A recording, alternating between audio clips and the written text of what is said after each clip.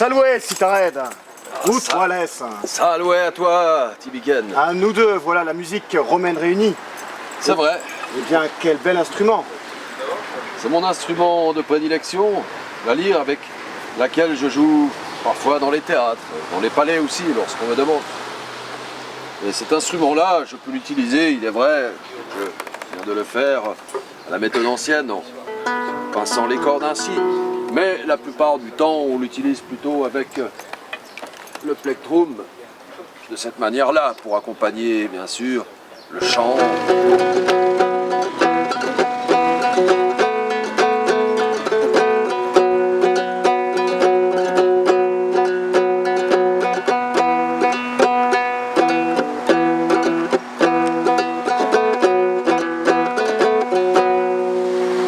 De manière beaucoup plus rythmique. Quelle belle sonorité. Merci. Et toi? Alors ceci est un tuba. C'est une grande trompette droite d'origine étrusque. Elle nous sert particulièrement à démarrer la bataille, mais aussi à sonner la fin de l'état de guerre. Bien, bien. Oui, je connais le tubi lustrium, la lustration des trompettes, qui ont lieu effectivement au mois de mars. Mais dis-moi, comment se fait-il qu'on ne voit jamais de percussion? Vous ne marchez pas au rythme du tambour comme les armées perses, ou encore les armées d'Égypte. Bah vois-tu, nous n'avons pas de cordes, nous n'avons pas de percussion, nous dans l'armée romaine. Seuls les cuivres résonnent, car les cuivres sont l'apanage du dieu Mars et symbolisent l'état de la guerre chez les Romains. Il existe d'ailleurs deux types de cuivres. J'ai déjà présenté le tuba, il y a aussi le cornu. Le fameux cornu des légions.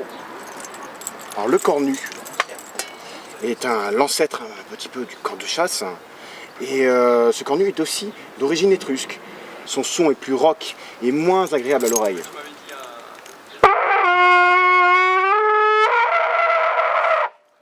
On pourrait croire le barrissement d'un éléphant. Oui, on se croirait au temps d'Hannibal et des guerres puniques. Il est vrai que je préfère me réveiller au doux son de la lyre plutôt qu'à celui des trompettes. En effet, mes instruments sont liés au dieu Mars et à la guerre, mais il n'y a pas que la guerre dans la vie. C'est vrai. Et qu'existe-t-il d'autre comme instrument? Et à quel dieu Eh bien, font-ils vois-tu, référence? cette lyre-là est indéniablement liée au grand dieu des arts et de la musique que tu connais, Apollon, représenté ici avec sa lyre et son arc. Mais ce n'est pas lui qui a inventé la lyre, c'est son frère, le dieu Hermès, que l'on connaît, bien sûr, dans notre monde romain sous le nom de Mercure. C'est lui l'inventeur de la lyre. Et pour ce faire, il a utilisé une carapace de tortue. Avec cette carapace de tortue et cette peau de chèvre qui lui a servi de caisse de table d'harmonie, eh bien, le tout ajusté avec ces deux morceaux de bois sur ce joug-là, eh bien, il a pu ainsi créer l'objet et qui restera longtemps l'instrument des Aèdes, ces poètes qui chantaient l'Iliade et l'Odyssée. Quelle belle histoire.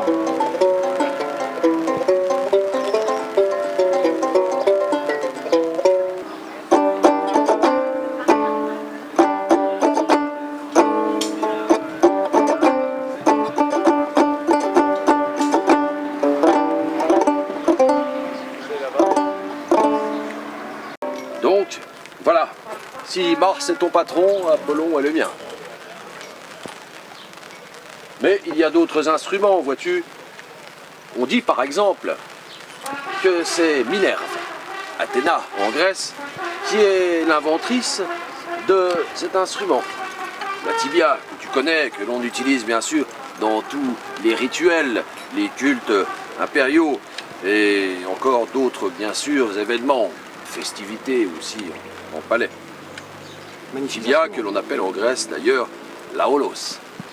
Voilà donc l'instrument inventé par Minerve, Athéna. Et cet instrument-là, eh bien, elle l'a maudit à cause de la difformité faciale qui était la sienne lorsqu'elle en jouait. Et c'est le malheureux Marsyas, bien sûr, que tu connais, ce faune, qui a récupéré pour son grand malheur cet instrument avec lequel il a ajouté contre Apollon. Ça lui a valu d'ailleurs le fait d'être écorché vif. Charmant.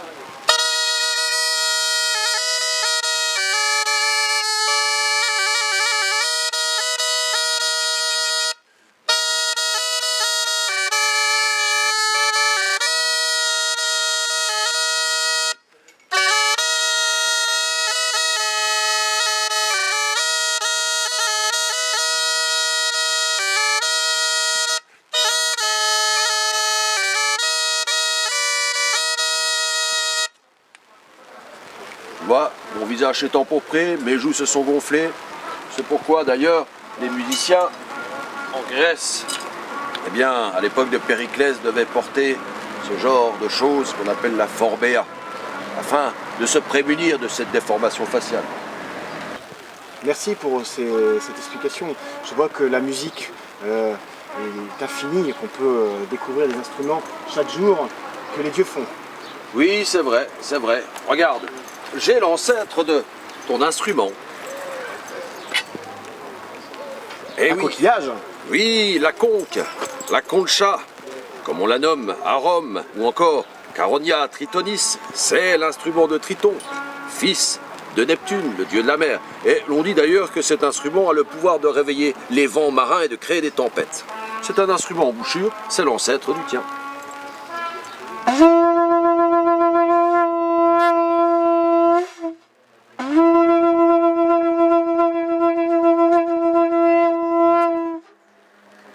Fonctionne très bien, n'est-ce pas? En effet. Mais tu m'as parlé de percussions. En as-tu à me montrer et d'où viennent-elles? Eh bien oui, j'ai justement cette percussion qui est utilisée avec cet instrument que je viens d'utiliser. La voici, le fameux scabellum.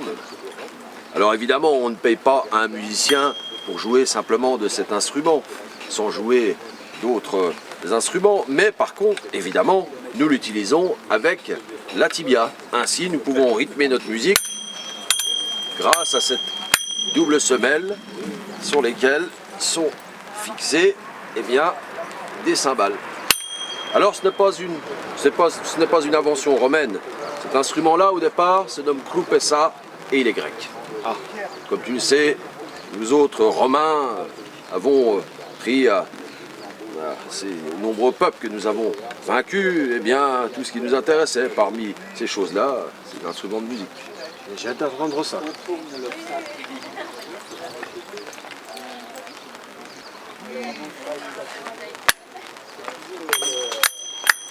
Bien sûr, cet instrument-là se joue beaucoup plus facilement sur le marbre ou sur la pierre que sur le champ de bataille ou un terrain herbeux.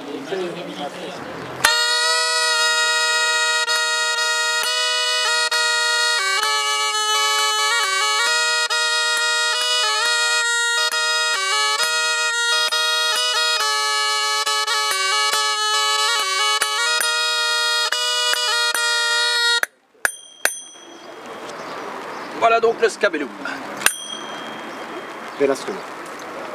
Tubikem, ad legatum. Ah, si t'arrêtes, je dois te laisser, le devoir m'appelle. Eh bien- C'est un réel plaisir. On se reverra très bientôt, je l'imagine. Bonne campagne à toi, Excellente. petit week-end.